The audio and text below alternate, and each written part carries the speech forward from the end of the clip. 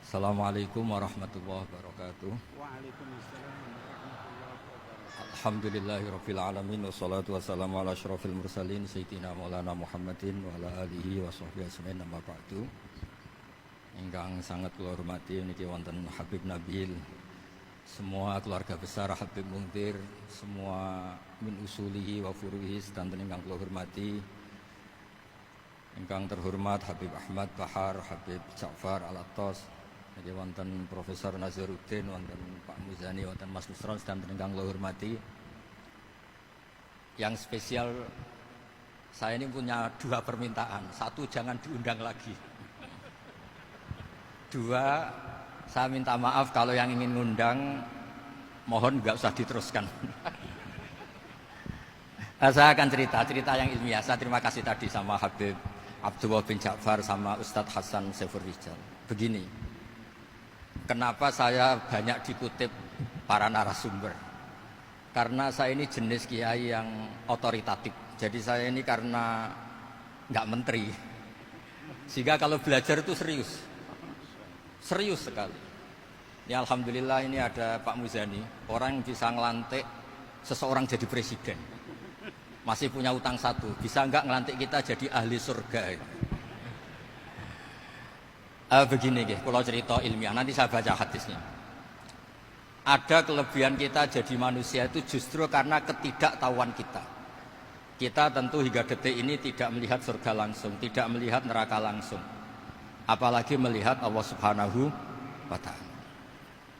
Tapi selalu ada teori, dan ini dibenarkan oleh semua ulama karena ini nas itu mansus. Dan itu diantara kelebihan Rasulullah SAW adalah diutus kafatan linnas untuk semua orang. Sehingga ada orang ditanya, dengan apa kamu tahu kalau Tuhan itu satu? Orang ini dengan enteng menjawab, innal isnaini, angka 2, 3, 4 dan seterusnya. Nisbatu dzalika ilal wahid nisbatul far'i ilal asli. Jadi segampang itu nerangkan ayat qul huwallahu ahad. Allah itu satu. Karena angka itu 2, 3 sampai 1 miliar 1 triliun. Nisbatu dzalika ilal wahid nisbatul far'i ilal asli. Semua itu asal usulnya satu. Begitu juga begitu gampangnya Syekh Nawawi Al-Bantani menerangkan. Kenapa bismillah itu dimulai ba. Huruf hijaiyah kan alif, tapi kalau bismillah dimulai dari satu ba. Ba itu ada titik satu. Anda gambar kambing, gambar apa saja, gambar Anda entah baik entah jelek, itu tetap dimulai satu titik. Nah satu titik ini disebut nuqtatil wujud, asal usul wujud. Sebab itu kitab I'anatul Thalibin, tadi Habib Nabil cerita sanad-sanadnya Mbah Mun. Sebetulnya kalau boleh angkuh, yang berhak cerita itu saya, karena kitabnya milik saya. Tapi beliau tak kasih terus cerita, ya alhamdulillah. Ada penyambungnya. Nanti tak kasih lagi beliau. Ya memang yang paling berat beliau karena turunannya itu. Tapi kitabnya dari saya, jadi ya satu-satu. Kitab I'anatul Thalibin itu dikarang oleh ulama top, namanya Sayyid Abi Bakar Sato. Beliau punya murid yang sangat terkenal di Indonesia, namanya Syekh Mahfud At-Turmusi. Syekh Mahfud ini punya murid, diantaranya yang paling terkenal tentu Mbah Hashim sama Mbah Ahmad Dahlan, pendiri Muhammadiyah. Jadi kemudian kitab I'anah ini populer sekali untuk menerangkan fikih-fikih di Indonesia. Termasuk cerita bahwa wujubul jihad itu wujubul wasail lal maqasid. Jadi jihad itu wajib, itu wujubul wasail lal maqasid. Sama cari di sarahin. Sekiranya dakwah itu bisa tidak dengan jihad, dengan pengajian kayak Majelis Rasulullah, kayak Majelis Nurul Mustafa, kayak kiai-kiai kampung, itu sudah cukup karena sudah isolul maksud, orang sudah menjadi kenal Allah Subhanahu wa Ta'ala. Sebab itu ketika Sayyidina Ali diutus di beberapa peristiwa, termasuk di Khaybar, Sayyidina Ali didhawuhi la ayyahdiyawu bika rajulan wahidan khairan laka min khumrin na'am. Ada satu saja yang Islam karena kamu itu lebih baik daripada kemenangan. Nah, kemudian ini supaya otoritatif menghormati masjid ini, Masjid Istiqlal, masjid yang luar biasa bersejarah. Saya baca keterbatasan kita, tapi ini menjadi kelebihan. Ini hadis di Shahihul Bukhari. Nanti sebagainya saya tinggal supaya ini tadi otoritatif tadi, supaya semuanya pakai sanad. Ini hadis dari Shahihul Bukhari, sehingga Anda tidak perlu tanya ini sahih apa enggak, karena ini di Shahihul Bukhari ikutnya nomor hadisnya itu 6408. Monggo kalau mau dihafal. Biasanya jenengan kan hanya hafal Arba'in Nawawiyah. Ini hadis ini nomor 6408. Ada keterbatasan yang akhirnya menjadi kelebihan kita, yaitu kita tidak tahu Allah Subhanahu wa taala. Suatu saat para malaikat ditanya, apakah mereka yang membaca tasbih di sini, misalnya di Istiqlal ini, ngerti saya, kata Allah. Kata malaikat, tidak tahu. Fayaqulu hal ra'auni. Qal fayaqulu la wallah ma ra'auka. Qal fayaqulu kaifa la ra'auni. Yaquluna asyadda laka ibadatan wa asyadda laka tamjidan wa aktsara laka tasbihan. Andaikan manusia itu ngerti engkau ya Allah, maka tasbih mereka ini akan lebih dari kita. Saya beri contoh, ini terutama untuk zuriat Rasulullah SAW. Nabi itu manusia, basar, tapi lakal basar. Nabi ketika muji Allah SWT ini supaya kalau sholat jangan hayati. Misalnya pertama muji begini, lakal hamdu mil'us samawati wa mil'ul ardi. Kebanyakan di Jawa memang baca pakai rofaknya mil'u, tapi di beberapa sanad dibaca mil'a, itu urusan i'rab lah. Engkau itu saya puji seluas langit dan bumi, seluas langit dan bumi. Seluas langit dan bumi itu enggak keren, karena langit ini tetap mahsurah, as-samawat ini apapun luasnya langit itu tetap terbatas. Bumi apapun luasnya juga terbatas. Apa yang diteruskan oleh Rasulullah SAW? Wa mil'u ma syi'ta min syai'im ba'd. Dan pujian saya ini ya Allah sesuai kehendakmu, sejumlah kehendakmu, karena ini yang tidak terbatas. Begitu juga ketika Nabi dengan keterbatasan sebagai manusia, bukan sebagai Habibullah, atas nama manusia. Nabi itu punya dua sisi, kadang sebagai basar, kadang sebagai Habibullah. Dan sama-sama penting untuk mengawal Islam ini. Saya ulang lagi, sama-sama penting untuk mengawal Islam ini. Ketika Nabi sebagai basar ngendikan begini, la nufsi Allahumma lakal hamdu hamda yuwafi ni'amaka, misalnya pakai mukhatab, wa yukafi umazidak. Saya memuji engkau ya Allah dengan pujian yang sesuai jumlah nikmatmu, wa yukafi umazidak, dan bisa berserasian dengan tambahan-tambahan nikmatmu. Tapi apapun luasnya nikmat itu terbatas, sehingga Nabi nambahi, la ukhsi thana'an alita anta kama atneta ala nafsik. Saya muji ini tidak terhitung, sama sejumlah pujian yang engkau lakukan. La ukhsi atau la nukhsi thana'an alika anta kama atneta ala nafsik. Sehingga ini kreasi-kreasi Bani Adam yang malaikat itu tidak bisa. Saya ulang lagi, ini kreasi-kreasi Bani Adam yang bakat malaikat itu tidak bisa. Ini saya baca di kitab Fathul Bari, ini sarahnya kitab Bukhari. Kata Imam, ini saya ulang lagi, ini kata Imam Ibnu Hajar al-Asqalani, pensarah terbaik Bukhari. Jadi Sahihul Bukhari itu punya sarah paling terkenal namanya Fathul Bari. Itu gurunya Syekh Zakaria Al-Ansari. Syekh Zakaria itu dikenal sebagai Syekhul Islam. Itu berkahnya punya guru alim banget, kereng. Ibnu Hajar al-Asqalani itu kereng itu keras. Kalau muridnya tidak bisa itu keras sekali, tapi urusan ngaji saja. Terus punya murid itu pinter sekali, namanya Ibnu Hajar al-Haytami. Jadi beliau kalau mau ngaji ya susah, karena gurunya itu alim, nyuruh baca. Kalau mau ngajar ya susah, muridnya itu alim, takut salah. Jadi akhirnya pinter. Orang punya murid alim alama itu kan bingung. Makanya saya tidak suka kalau Profesor Nazar ngaji saya, nanti ngoreksi repot. Sudah gitu Islamnya beliau formal karena Menteri Agama, saya non formal. Lama-lama Islamnya beliau legal, saya ilegal. Kan jadi repot nanti. Makanya tadi tak bully, tak cocokkan. Kalau jenengan Menteri Agama sampai akhirat berarti top. Tapi kayaknya di akhirat saya yang ngelamar jadi Menteri Agama. Tidak Tidak, ini enggak penting. Ini hanya gejolokan saja supaya kelihatan bahwa menteri pun juga warga nopo Indonesia. Begini kata Ibnu Hajar Al Asqalani, ini saya baca ya supaya penghormatan saya sama Habib Umar Hafid. Saya ini baca kitab beliau khatam serius, namanya Taujihun Nabi li Mardhati Bari, yang ditulis oleh Ustadz Fahmi bin Ali bin Ubaidun. Saya baca banyak, termasuk ketika beliau punya manhaj yang tidak populer, kata beliau fala budda antuwattina nafsaka ala annana khudamatu hadal kaun.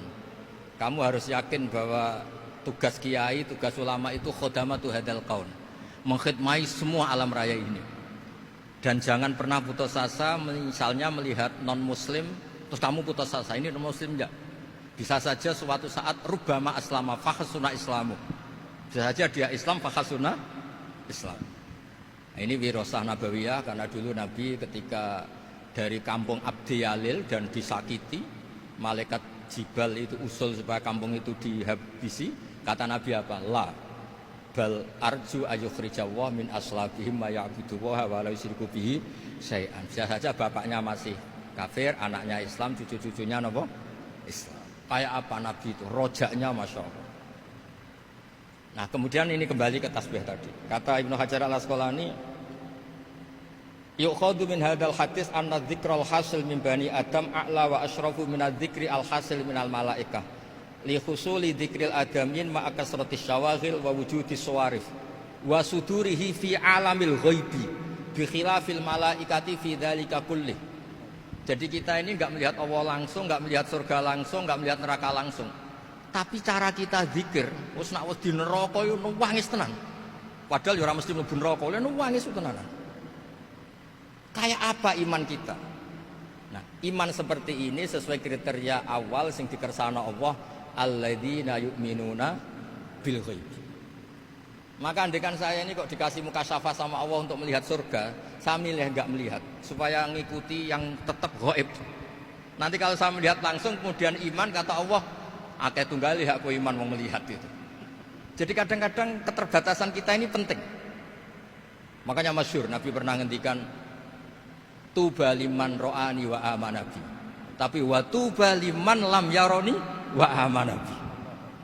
Kalau orang melihat saya kemudian iman itu biasa. Ini orang zaman akhir tidak melihat saya tapi iman. Kadang-kadang itu enggak lewat Habib yang ganteng itu enggak, lewat Mudin. Mudin di kampung rapati di duit, ngono ku mulang tauhid ya mandi. Islam itu digawa Habib ya mandi, digawa menteri ya mandi, digawa Mudin ya mandi.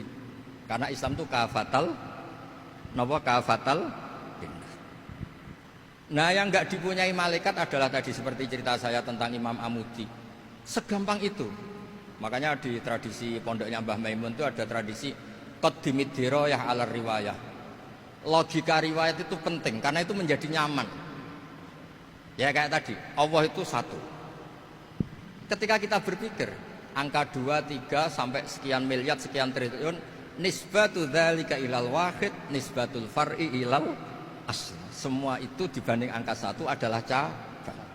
Gambar kayak apa ruwetnya, dinisbatkan asal usulnya mesti satu nuktoh, yaitu satu titik.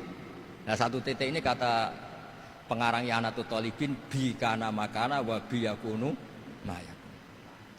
Nah kemudian terakhir ini enggak boleh lama-lama. Kalau lama-lama nanti sampean pinternya nyanyi saya. Sudah. Tapi enggak apa-apa lah. Saya ini termasuk kiai yang sudah diundang. Ini termasuk Pak MPR, enggak boleh undang saya. Pak Nusran apalagi enggak boleh. Itu kalau di kampung sama saya hormat, kalau di sini kok kayak menteri gitu. Menteri betul tapi. Lawang gurunya dia itu teman saya gitu. Jadi tanya ini kalau enggak percaya. Makanya kalau sama saya beliau cium tangan, saya sebetulnya ya nggak siap dicium tangan menteri itu nggak siap. Apalagi dihormati Pak Nazar nggak siap lah. Nanti dikira minta haji malah repot. repot. Saya ini tadi bisik-bisik itu urusan ilmu tasawuf, ya ada urusannya dengan haji nah. Cocokan. Kenapa beliau suka ilmu tasawuf? Saya kan sering lihat beliau ceramah di TV. Katanya obat Gus obat. Orang kalau belajar tasawuf kan kepenak itu. Kayak wis ahli swarga kan kepenak di tasawuf itu kan memang. Sekarang saya cerita tentang ini karena bidang yang saya tekuni. Ada kitab tentang Ulumul Quran, namanya Al-Mufradat fi Gharibil Quran, dikarang oleh Ar-Raghib Al-Asfihani. Ini kitab luar biasa. Di situ hanya cerita lafat-lafat per kata. Saya tadi sebelum kesini ngajar dulu di pondoknya Beki, Baitul Qurannya Pak Kures, karena memang saya termasuk pengajar di sana. Artinya kalau saya sering ke situ, jangan iri, memang saya termasuk pengajar di sana. Termasuk pengajar yang keren maksudnya. Keren itu artinya pakai referensi, bukan asal. Begini kata kitab itu.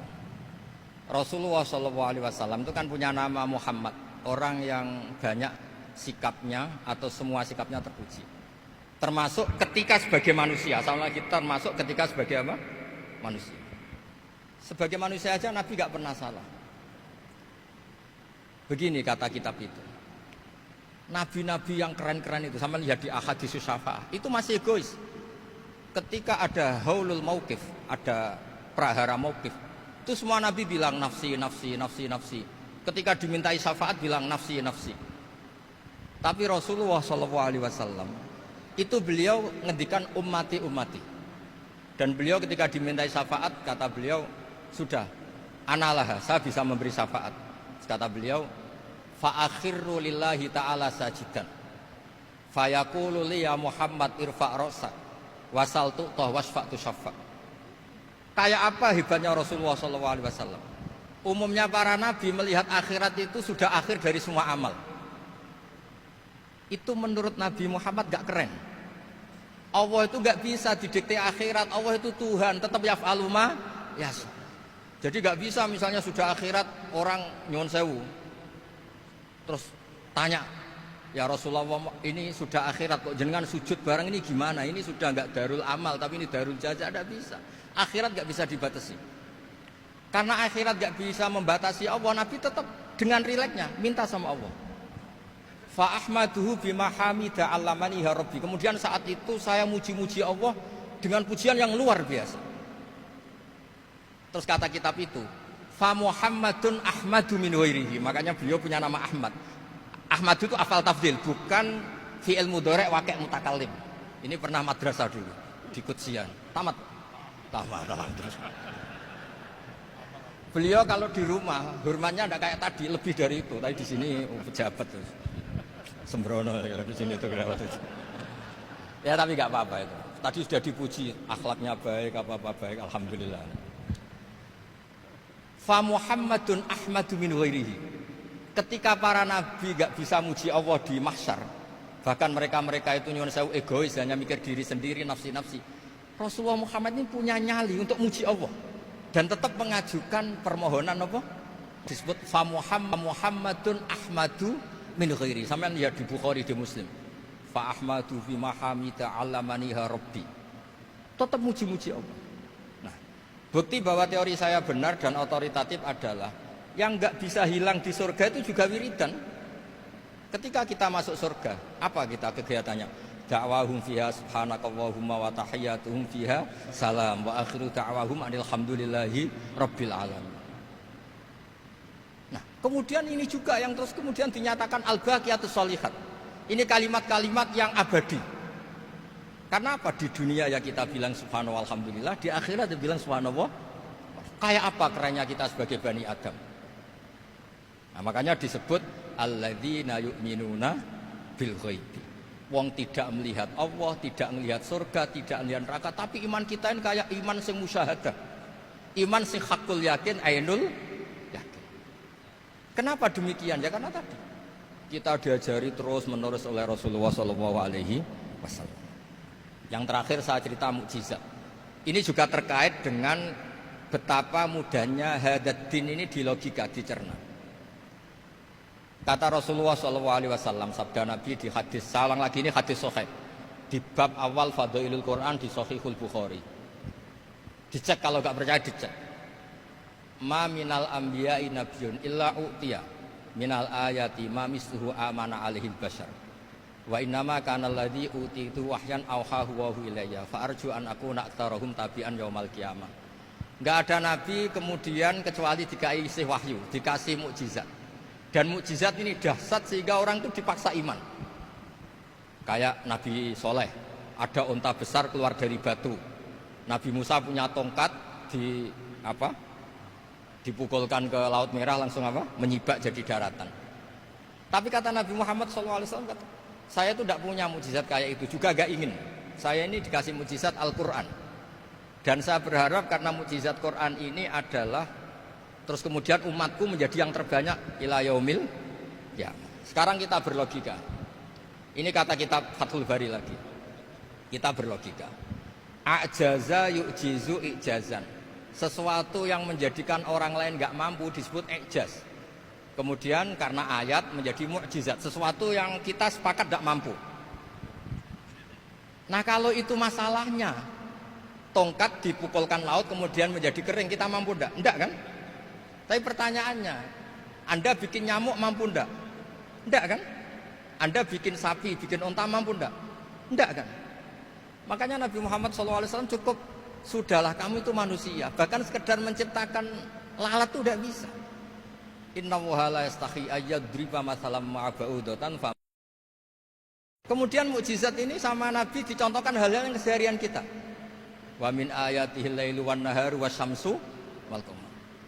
Sekarang peristiwa laut dibelah Nabi Musa dengan matahari yang enggak pernah turun mesin, itu keren mana coba? Keren matahari yang enggak pernah turun mesin. Terus kata Ibnu Hajar Al-Asqalani, li'annal mu'jizat al-madiyah kanat khisyatan tusyahadu bil absor. Kana qati soleh wa asa Musa. Wa mu'jizatul Qur'an tusyahadu bil basirah. Fakana man yattabi'uhu atau yatba'uhu li ajliha aksar. Fa innal ladzi yusyahadu bil absar yang qaridu bingkiradi musyahidihi. Wal ladzi yusyahadu bil basirah bakin. Ya, saya ulang lagi, bakin. Ya, bagian terus disaksikan orang sing ja'a badal awali mustamirran. Begini logikanya. Mukjizat kayak nakoti soleh atau aso Musa yang terkenal. Saya andaikan jadi umatnya Nabi Musa terus dikasih tongkat itu, terus bisa apa coba? Ketika kita punya utang disuruh nyaur ya nggak bisa dipakai jaminan kan. Sudah gitu orang tanya ini asli apa enggak? Kalau asli buktikan, kan ya repot. Tapi kalau kita jadi umatnya Rasulullah SAW ditunggoni Quran, punya banyak masalah resepnya sabar. Kalau nggak bisa sabar ya nyari kiai-kiai tukang ijazah anak menodungannya mandi. Karena orang mensifati Allah itu macam-macam. Makanya saya pastikan nggak ada agama yang mengajarkan rasional kayak agama apa? Islam. Makanya liqaumi yaqilun liqaumi yatafakkar. Coba misalnya nyamuk. Kamu bikin nyamuk tidak bisa kan? Nyamuk punya organ tubuh kecil, organ tubuhnya punya urat. Kamu mikirnya kayak apa? Sekedar bikin patungnya saja tidak bisa, apalagi bikin nyamuk. Jadi untuk mengakui kudronya Allah yang tidak terbatas dan kita lemah, itu tidak usah nunggu peristiwa kayak terbelahnya laut. Cukup wa ma min dabatin fil ardi wala ta'ir yatiru bi janahihi illa umamun amsalukum inna fi khalqis samawati wal ardi waqtilafil laili wan nahar seterusnya la ayatil liqaumi yaqil. Nah gara-gara pola yang diajarkan Nabi itu ila yaumil qiyamah orang tetap Islam karena nyaman dengan kepastian mukjizat ini baqiyah ila yaumil qiyamah. Itu kayak apa baiknya Nabi. Makanya saya suka tadi burda yang dibaca. Ada ulama kayak Muhammad bin Said Al-Busiri yang ngarang burda. Itu kalau berpikir itu sederhana. Ngeten lho Gusti, malah nerangno pangeran. Lama da'awa da'ina li taati bi akramir rusli kuna akramal umami. Ngeten lho Gusti, karena Rasul Muhammad itu terbaik, ya logikanya umatnya juga terbaik. Jadi lama da'awa da'ina li taatihi bi akramir rusli mesti kuna akramal umami. Jadi burda ini saking manjanya sama Allah sampai bilang gini. Wala yadika Rasulullah jahuka bi idal karimu tajalla bismimun takim. Ya Allah, engkau telah menamai Nabi engkau itu Raufur Rahim, yang penuh kasih sayang, yang sohibus syafa'ah. Maka ketika engkau ingin nyiksa kami dengan alasan engkau ini al-muntakim, dat yang bisa nyiksa orang maksiat, jenengan harus ingat ya Allah bahwa Nabi kita itu Nabi yang engkau gelari Raufur Rahim. Ya kalau gitu jangan jadi nyiksa. Terus gunanya apa digelari Raufur Rahim ra iso nyafaati gitu itu jenenge. Wala yadika Rasulullah jahuka bi idal karimu tajalla bismillah. Terus fa inna min judika dunya wa darrataha wa min ulumika ilmal lauhi wal qalam. Dan itu juga yang dibuktikan Rasulullah SAW. Sampai beliau ngendikan likulli nabiyyin da'watun mustajabah wa akhtabi da'wati syafa'atan ummati yaumal qiyamah. Semua nabi itu punya doa yang mustajab dan semuanya sudah dipakai di dunia. Tapi saya menyimpan jatah itu supaya saya tetap punya hak syafa'ah fi yaumil qiyamah. Terus ini bukti-bukti bahwa ilmu yang selama ini diajarkan para habaib, para kiai itu otoritatif.